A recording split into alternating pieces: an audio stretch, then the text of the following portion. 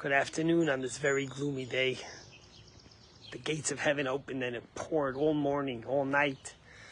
But Baruch Hashem, now it might be dark and gloomy, but it's not raining anymore. And even during the rain, we had a big minyan this morning. Camp is thriving. I started this video before, but I got disconnected because the service around our camp at Schechter is terrible service. So hopefully I'll get through it with it this time.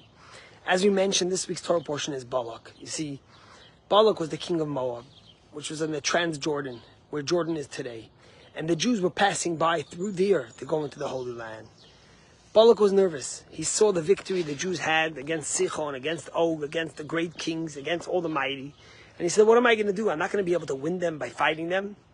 How am I going to overcome these Jews? So he said, you know what? If I can't win them through fight, then I'm going to try to get and use their weapon.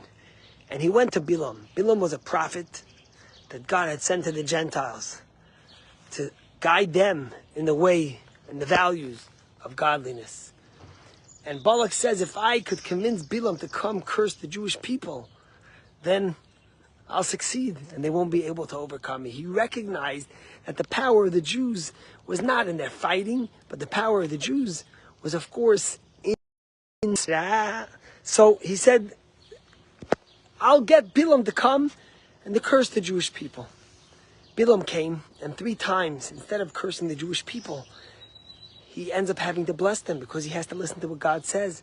In fact, Rashi tells us in today's Chumash that Bilaam, after the 3rd time when God told him to bless them, he said, let me just not go back. I'm making a fool out of myself. Balak is there with all his people waiting for me to curse him, offering me so much money. Let me get out of here. And God took him literally like you would take an animal with a leash by the mouth. And God says, no, you will bless the Jewish people. But Bilaam hated the Jews. And although he had to bless them, and although his blessing became a part of our prayers every morning, Bilaam turned to Balak before he left. And he said, let me give you a parting gift. And as we learn in the Gemara, it says, Elikei shel eila soine zima. Their God hates promiscuity, hates idolatry. If you'll get them to succumb there, then you won't have to curse them. God will punish them on his own. And Balak comes with a devious plan. He gets the young woman of Moab to entice and to seduce the men, the Jewish men. And once they were promiscuous, they ended up worshipping idols together. The idol of Peor, which is a very famous idol worshipping in the time the Jews were in the desert. And God got upset. And there was a pandemic, there was an epidemic, a plague that killed over 20,000 Jews. So although Bilaam blesses the Jewish people, the sad part at the end is when we realize that sometimes no one could hurt us but ourselves when we forget who we are. We forget what our mission is, and we forget what we're here to accomplish. You know, quite often people say, Rabbi, what do you want? Look how strong the Mossad is. Look at the IDF, the Air Force. Look at the technology, the high tech in Israel. Look at NVIDIA is coming and putting another $5 billion.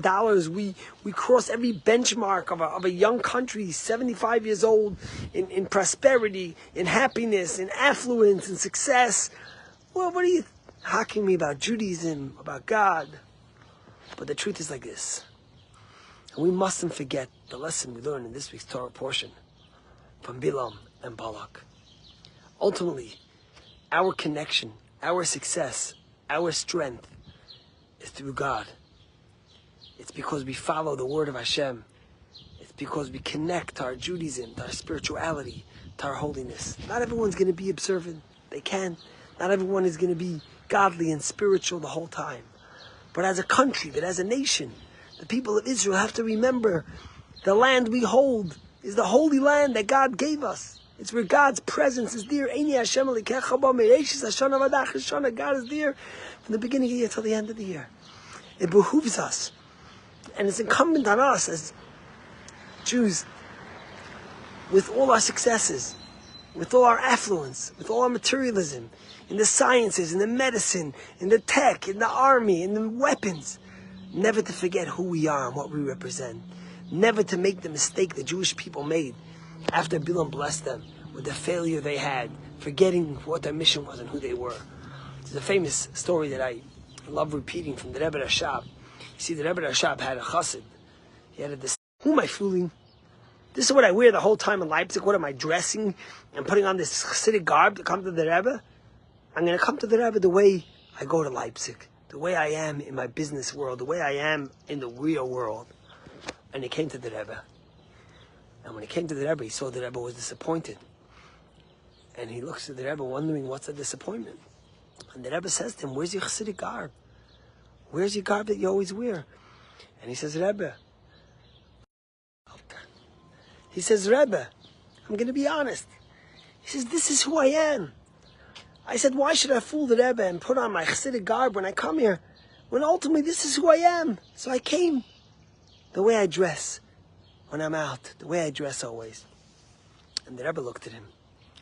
And the Rebbe said, aha. He said, I thought that when you went there, you were fooling them. But this is who you really are and were when you came to the court of the Rebbe, when you came to your spirituality, to your home, to your God. I thought you were fooling them, but now I realize you were fooling us the whole time. What was the message? Of course, we all have to go out to the world, and sometimes we have to put on the garb of materialism, of high-tech, of science, of medicine, of all the things that happen in our day-to-day life. But we have to remember who we are at our core. And that's the same true with Israel and the Jewish people. At the end of the day, our connection is because the land is the holy land. It's because God gave it to Abraham, Isaac, and Jacob, to Sarah, Rebecca, Rachel, and Leah.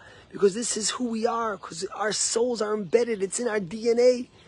And when we know that, even if we can't do everything always, when we know who we are and where we are, the truth, then we're guaranteed to be successful. And then that's what brings the success for the army. That's what brings the success for the Mossad. That's what brings the success for the Israel Air Force and for the Navy, and that everything else that comes with it. You know, I saw today in the morning, yesterday, Yarden Bibas dedicated a Torah in memory of his two little kids, Kfir and Ariel, and his wife, who were, of course, killed in captivity, Shiri and her whole family, by the terrorist Hamas. And he dedicated the Torah to a shul where his kids had their bris and where they were born in that city. I thought to myself that, Yarden wasn't a religious man, but he understood that the connection that we have through all the pain, through everything, is through our Torah, through being connected to the land, to the holiness, to the people, to Eretz Yisrael, to the land that God gave the Jewish people, promised it to Abraham over 3,500 years ago. God bless you. Have a great day and enjoy the rest of your week.